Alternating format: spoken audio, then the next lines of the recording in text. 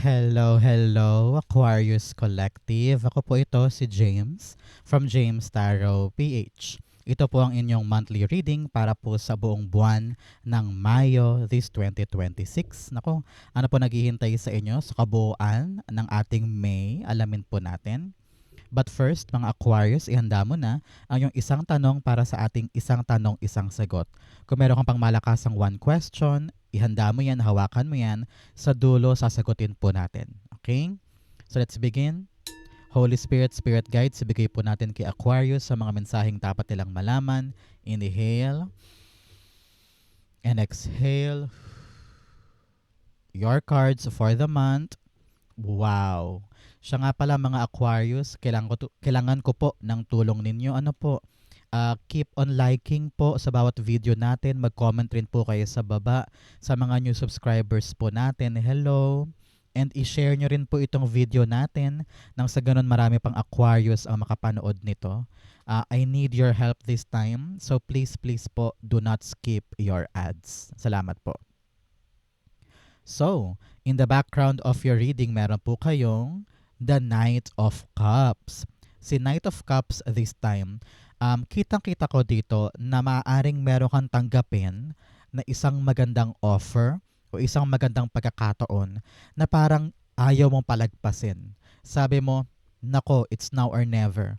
Ayoko ng matenga, ayoko ng maulit-ulit yung dati, ayoko ng may humarang ulit, ayoko nang masayang yung pagkakataon. Sabi dito, panahon din to for you Aquarius na i-open mo yung sarili mo sa iba nang sa ganun makita mo yung mga potential door. Halimbawa, walang trabaho ngayon, halimbawa lang ha. Tapos iniisip mo, teka, bakit walang dumarating na offer sa akin? Baka panahon to para maglibot-libot ka na sa area ninyo. Magpasa ka na maraming resume, magtingin ka online. It's all about you putting yourself out there para maraming tao makakita ng potential mo at maaring mag-offer sa'yo pabalik. So, give yourself to others, your services, at doon nagbubukas yung mga pintuan. But nevertheless, pinapayuhan ka Aquarius na maghanda dahil meron ka talagang lalakarin, meron kang gagawin ngayong buwan na ito na kailangan nasa best version ka of yourself. Okay? Especially in your core energy, meron kang the 8 of Wands. Si 8 of Wands po, sabi dito, merong mga bibilis sa buhay mo. Yung mga dating nakastuck, yung mga dating nakabinbin, yung mga dating ang bagal-bagal na parang meron pa bang patutunguhan yan, biglang boom, no? Maramdaman mo ngayong buwan na to yung pagbilis ng andar or a quick resolution, a quick outcome na hindi mo akalaing darating siya. Pero nandyan na. Kaya sabi ko nga sa inyo, kailangan mo mag-prepare. You need to be in your best element para pag dumating to, alam mo yung gagawin mo. May offer ka kaagad. Meron ka kaagad paunang gawa. Nang sa ganon, hindi masayang tong bagong dating. Okay? For other Aquarius dyan, nakita ko po dito yung pagbiyahe mo. Meron kang biyahe. Either mabilis na biyahe lang ito, baka meron kang aasikasuhin sa kabilang bayan o kaya sa kabilang probinsya or luluwas ka pa Maynila, no? O meron po sa inyo talagang mag-a-abroad na ngayong buwan na ito at talagang dire-diretso yung mabilis na aksyon. Kaya kailangan talaga ready ka, prepared, lahat ng dokumento nandyan, yung pamasahe mo okay, yung utak mo okay para tahakin ito. Okay? The 8 of Wands, you have the Strength card. Yes, magpakatatag daw tayo this month dahil maraming paggalaw, maraming advancement, maraming pagbabago na sobrang bilis. Kaya kailangan talaga very strong ka. Kasi pag may mga bagong darating, marami kang mga bagong aasikasuhin, you are meeting new people, you are experiencing new things. Kaya importante matibay ka dito, hindi mawawala yung focus mo at kayanin mo hanggang sa siya ay maging matiwasay na at naging okay na. No? Kumbaga ngayong buwan na ito, itetest, Aquarius, itetest yung tibay ng loob mo para sa mga bagong darating. Kaya mo yan, mag-focus ka lamang, huwag kang matakot, kayang-kaya mo tong ipanalo. Okay? So, mga Aquarius, ano ba ang goal mo this month? Ano ba yung mga nais mong makuha, matupad, mangyari ngayong Mayo? I-comment mo yan sa baba, darating yan para sa'yo. Okay? In the area of what you need to focus on, meron po kayong the hanged man. Sabi dito, mag-focus ka sa mga bagay na bakit ba hindi gumagana? Ano ba yung rason ng delay ko? Ano ba yung rason ng pagkaantala ko? Baka maaaring makahanap ka pa ng mas maayos na paraan or mas effective na daan para yan ay umubra. Kasi parang nagsusuksok ka daw ng maling susi sa maling doorknob. Pinipilit mo ng pinipilit yung isang susi kahit hindi man gumagana. So parang ganun ka dito. You need to find a better way, a better solution, a better diskarte para yung stagnancy mo sa isang bagay ay matapos. Halimbawa, nai-stuck ka sa isang proseso ng dokumento, baka naman meron kang dapat gawin na paraan para bumilis or para maayos.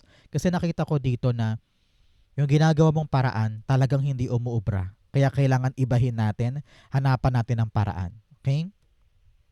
The Hanged Man, you have the Justice card. Yes, yes, yes, yes, yes.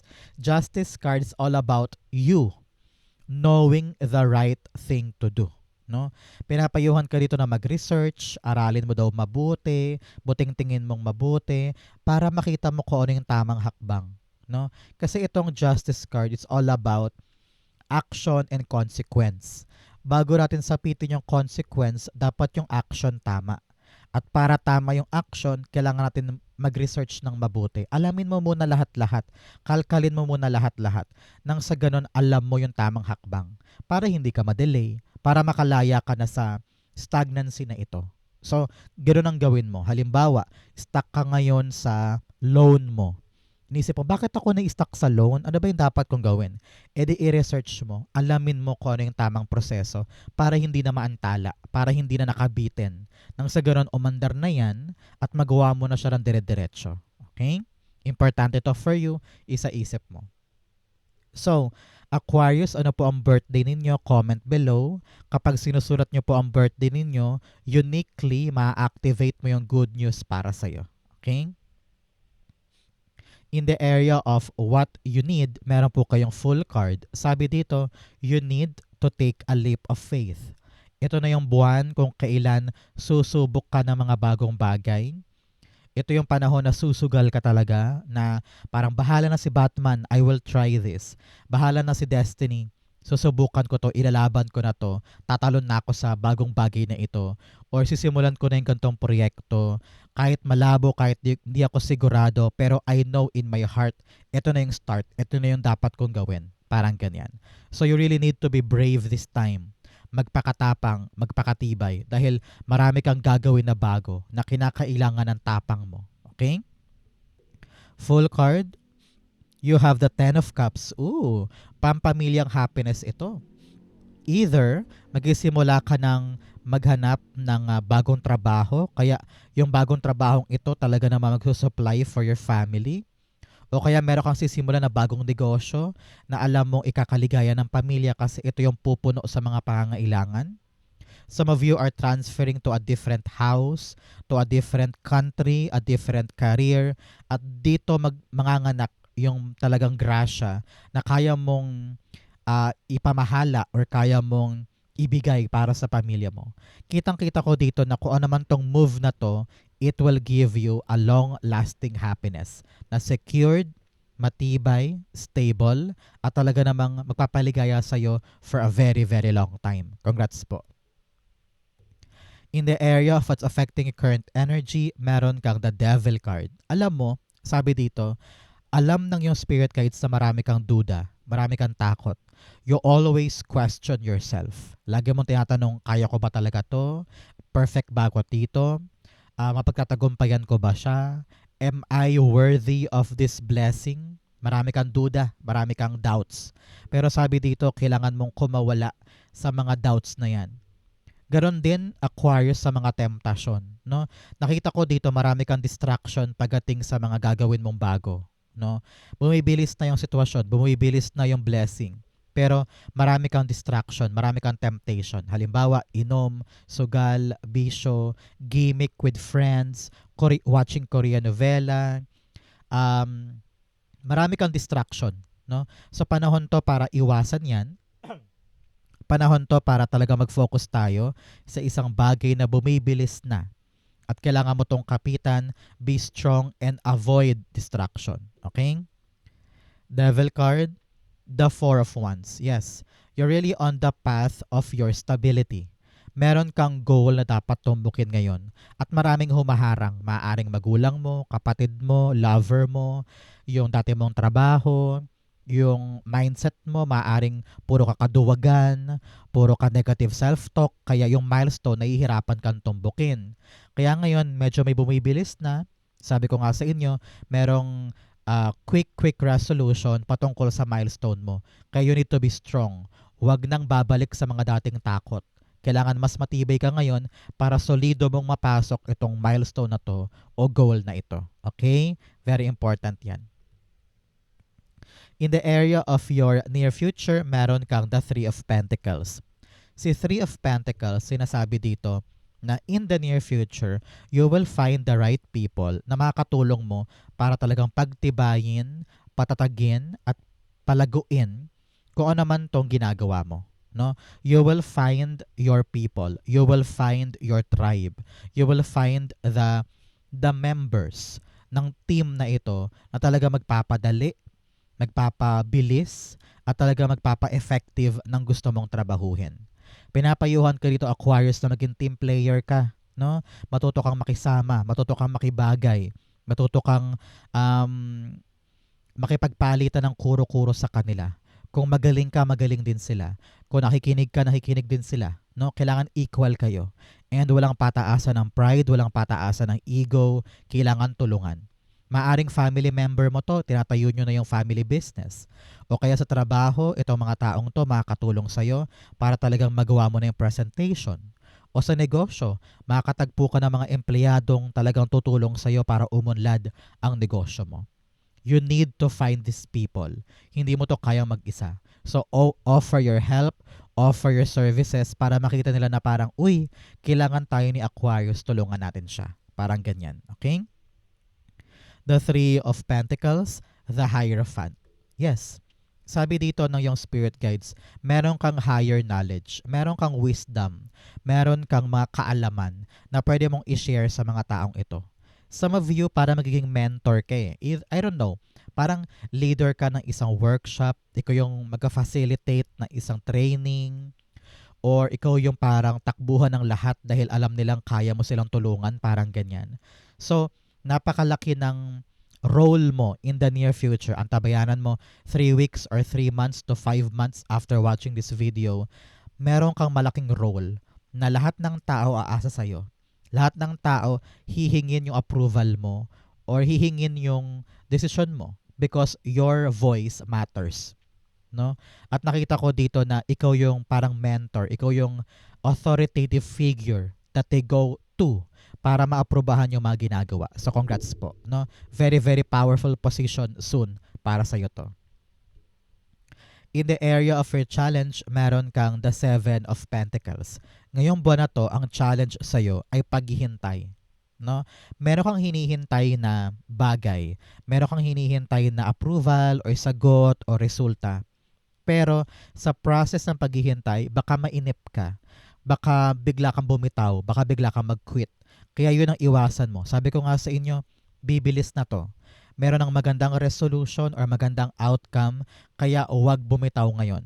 Huwag kang mapagod, huwag kang mawala ng gana, huwag kang mawala ng hope. Because whatever you're waiting for, bibilis na siya. Kaya kapit dyan. Huwag basta-basta mag-quit. Okay? Seven of Pentacles, the Three of Wands. Yes, you've been waiting for something to arrive.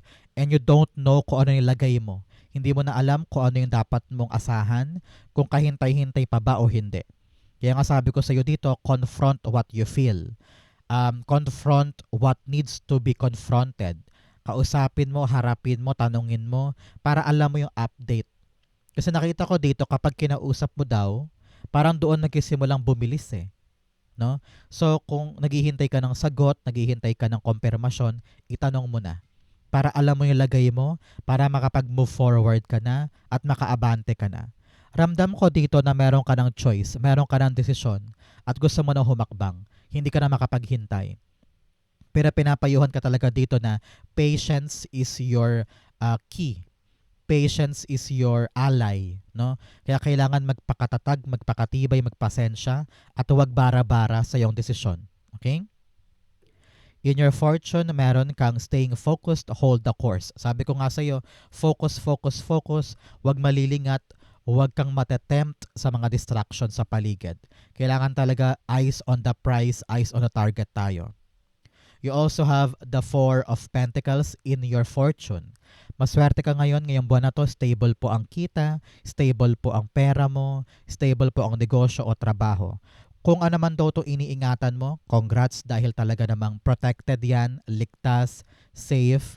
Hindi ka na matatakot kung next month may pera pa ba ako, kung may trabaho ba ako next month, okay na yan. No? Safe ka dito, protected ka dito. And everything is running smoothly and stable para sa'yo. Congrats po. The Four of Pentacles, the Two of Pentacles. Yes, balance now is coming into your life. Kung dati parang aligagang-aligaga ka, pagod na pagod ka, hindi mo alam kung paano pagkasabayin yung mga schedule mo, meron kang dalawang trabaho, meron ka pang mga anak. Kung dati parang hindi mo na alam kung saan mo ilalagay ang katawad mo para lang maasikaso lahat ng ito. Pero here, asahan mo this month, lahat ng inaalagaan mo, kayang-kaya mo na yung panghawakan. Hindi mo na kailangang mapagod masyado, mag-aligaga, at meron ka pang time to relax. Meron ka pang time for yourself, time for your family, time for leisure and enjoyment, no? So ngayong buwan na to, asahan mo yung pagbalanse ng buhay at yung pagkawala mo sa struggle at lahat ng inaalagaan, kayang-kaya mo ng panghawakan ng maayos. Congrats po. In your challenge, meron po kayong, in your divine messages, meron kang it's time to release negativity. Panahon na para pakawalan yung negativity pagdating sa mga milestone mo at saka sa mga bagong dumarating. Sabi dito, kapag may dumating na bago, huwag kang magreklamo. Huwag mo isipin agad na mahirap. Huwag mo isipin agad na matrabaho yan, baka mag-fail ako. Yung negativity na yan, pinapangunahan ka. So, just do the right thing, enjoy the process, and you will see na yung mga kinakatakot mong negativity, hindi naman talaga mangyayari. Okay? In your divine messages, meron kang the Emperor card. Si Emperor dito, sinasabihan ka na, be strong, be brave. Pag nandiyan ang problema, aksyonan. Hindi pwedeng tinatakbuhan, hindi pwedeng iniiwasan, hindi pwedeng takot ka, hindi pwedeng duwag ka. No? Pag nandyan yung problema, nandyan yung task, nandyan yung assignment, actionan mo. Okay? Hindi pwedeng iaasa mo sa iba o ipapasa mo sa iba. You need to be involved. You need to be hands-on dito. Okay? Sabi ko nga kanina, kapag dumating yung mga development or quick result, kailangan you need to be strong kasi marami kang mga bagong gagawin, marami kang new experiences, marami kang mga bagong aasikasuhin, kaya kailangan magpakatatag, magpakatibay. Ngayon, yung katapangan mo, dadalhin ka nito sa malayong lugar. Dadalhin ka nito sa iyong pag-asenso. Kaya you need to be brave, makapal lang mukha, importante yan, nang sa ganon maganap yung gusto mo. Emperor card, the Ten of Pentacles. Sabi dito, you have 10-10, no? Talagang completion, success, acknowledgement, kabuuan, no? Para maganap yung gusto mo maganap, kailangan talaga maging matapang. Gusto mong itayo yung negosyo na yan, maging matapang ka. Gusto mo mag-apply para sa isang magandang kumpanya na regular ang trabaho, regular ang sweldo, maging matapang ka. Gusto mong kompletuhin tong project na to para maraming kliyente, maging matapang ka. Gusto mong makuha na yung parte mo sa lupa, sa mana, sa property, maging matapang ka na asikasuhin siya. Your bravery will give you your strong, secured, long-lasting abundance. Okay? Importante yan. Outcome mo to, bigyan mo na kita ng fortune cards. You have dogs getting together with friends. O panahon daw to really bond and mingle with your family and friends. Malaking bagay daw yan para ma-recharge ka at makapag-relax ka din. You have fair woman, babae daw po na mistisa, maputi, or maputi ang buhok. May concern daw sa kanya, kausapin mo, baka meron kang dapat linawin sa kanya. You also have chair empty, someone is leaving your life. Yes, meron talaga mga dapat nang putulin, dapat bitawan, dapat layuan, kasi hindi na sila nakakatulong sa present life mo. Okay? You also have pineapple reconciliation. Sabi dito, meron mga pagbabati, pag-aayos, kung ano yung mga issue dati o problema, kayang-kaya mo nang plansyahin yan, basta maging tapat ka lang sa iyong nararamdaman. Okay? Walang plastikan, walang pagpipilit, walang puwersahan. If you really feel na panahon na para to reconcile, panahon na to para magbati. Okay? So, ang outcome ni Aquarius for May 2026, patulay. Ng June, you have the Four of Swords. Wow! Talagang mapapanatag ka na moving forward dahil stable na ang pera, stable na ang pamilya, stable na ang trabaho. Talagang makakapag-relax ka na. Patulay ng June. No? Ramdam ko dito na kung ano man yung mga pagka-delay mo, wala na yan. At talagang alam na alam mo na ngayon kung ano yung tamang action para wala lang delay. Para makahakbang ka na sa mga bagong bagay, para sumaya ka na for you and your family. You are now focused on what you need. At hindi ka napapayag na ma-distract pa sa ibang bagay na panggulo lamang. The right people will help you. And these people talaga namang jive-jive kayo, magkakaibigan kayo. At ngayon na-realize mo na hindi ko na dapat puwersahin pa yung mga bagay na hinihintay kong magbunga.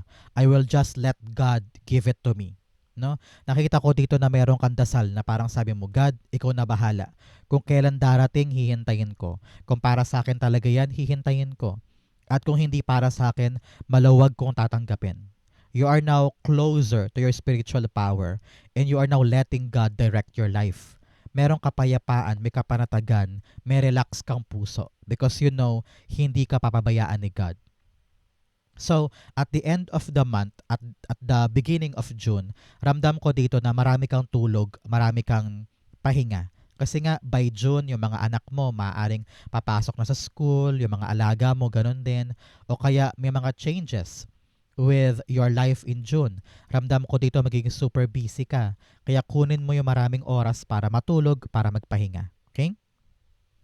The Four of Swords, that Magician card. Yes, because everything now is possible. Kung ano man yung mga bagay na pilit mong tinatrabaho ngayon, makakahinga ka na maluwag dahil talaga namang kaya mo na. Sabi mo, ay, hindi na ako kailangan mangamba. Hindi ko na kailangan katakutan yan kasi alam kong kaya ko na, relax na ako. Meron din po sa inyo nag-manifest at nagdasal ng isang bagay na this month, at the end of the month, mangyayari, matutupad para sa'yo. Yung minanifest mo, pinagdasal mo, darating sa iyong reality. So, brace yourself, maghanda ka sa pagdating ng minanifest na ito. Congrats po. Okay? So, Aquarius, dumako na tayo sa iyong isang tanong, isang sagot. Close your eyes. Concentrate on this one question. Inhale and exhale. The answer to your question, you have the Ten of Pentacles, the Seven of Swords, and the Knight of Pentacles. Doblehin pa ng King of Swords. Ilabas din natin. At the bottom of your deck, meron kang the Nine of Pentacles. Gusto mo nang anihin o gusto mo nang maganap yung masarap na buhay or magandang buhay na ninanais mo. Alam mo na kapag nakuha mo yung sagot sa question mo, you're gonna live beautifully, happily, at lahat ng gusto mo nasa sa'yo. You want that life to happen. Pero sabi dito ng yung spirit guides, kailangan mo munang huwag iwasan yung mga dapat gawin. Nakita ko dito na you need to be decisive on your great plan. Meron ka pang dapat planuhin eh. At yung planong ito dapat metikuloso, pinag-isipan, practical, at talagang kaya mong panindigan. Kasi kung nakikita mo lang yung ganda ng buhay na parang, uy, ang ganda-ganda doon, uy, parang ang sarap-sarap pangarapin noon, gusto ko yung ganyang life, gusto ko siyang makasama, gusto kong maabot yan. Pero you are forgetting the plan, yung daan, yung stages para makarating ka dito.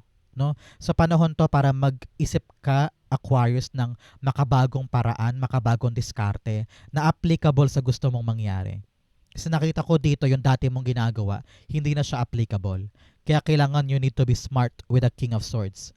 Kailangan matalas ang isip mo ngayon para makaisip ka ng tamang plano na doable, reachable, at talaga namang angkop sa action mo ngayon. No? So wag ka nang umiwas, kitang-kita ko rito. Minsan iniiwasan mo to, pinagsasawalang bahala mo to, pero maganda sana long term eh. Long term to eh. Pero pinapayuhan ka talaga na magplano muna. ihakbang mo muna to. Isipin mo muna kung ano yung dulot ito sa yung reality na realistic na practical. Kasi nakita ko dito masyado ka nabubulagan doon sa ganda na parang, ay, ang ganda-ganda. Ay, siya lang yung pangarap ko. Ay, gustong-gusto ko yan. Pero hindi mo pa siya nadidikit sa reality mo na, teka, kaya ko ba talaga to? Magagawa ko ba talaga to? Or masyado lang ako nangangarap ng maganda. Kailangan mo munang magplano ng latag ng aksyon. Okay? Kumausap ka muna ng mga tao sa paligid mo na bibigyan ka ng payo na, alam mo, Aquarius, kung gusto mo talagang makuha to, ganito dapat. Parang ganyan. So they will set the realistic approach para makarating ka dito. So now, planuhin mo muna yan. The answer to your question, hindi yes, hindi rin no, maybe. Pwede. Maaari. Kasi nga, kailangan mo pang asikasuhin yung plano para makarating ka dito. Posible siya eh. Posible siyang mangyari. Posible siyang maganap. Kailangan mo lang talagang puliduhin kung paano tayo makakarating dito. Kasi meron kang approach na hindi siya tama. Kaya kailangan baguhin mo yan para makarating ka dyan. Okay? So maybe, pwede, maaari para sa'yo. So Aquarius, yan po ang sagot sa yung isang tanong, isang sagot. Ganoon din po ang inyong May 2026. Saan po kayo nakaresonate? Comment below. Babasahin ko po yan. Thank you, Holy Spirit, Spirit Guides, for the clarity and messages na dapat malaman na mga Aquarius this month. Thank you po for watching hanggang dulo. I love you. This has been James for James Tarot PH. God bless everybody.